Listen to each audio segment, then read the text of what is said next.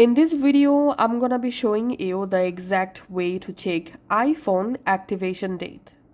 First of all, go to your iPhone settings and tap on General, tap on About, and here you'll find your iPhone serial number. Long press on serial number, tap on Copy.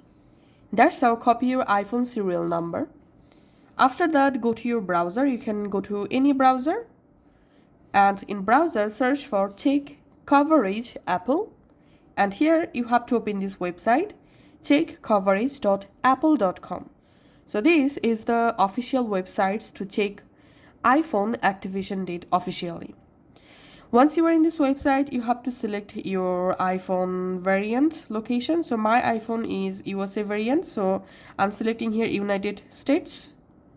And now here you have to paste your iPhone serial number that you just copied from your iPhone settings, and then just tap on Submit.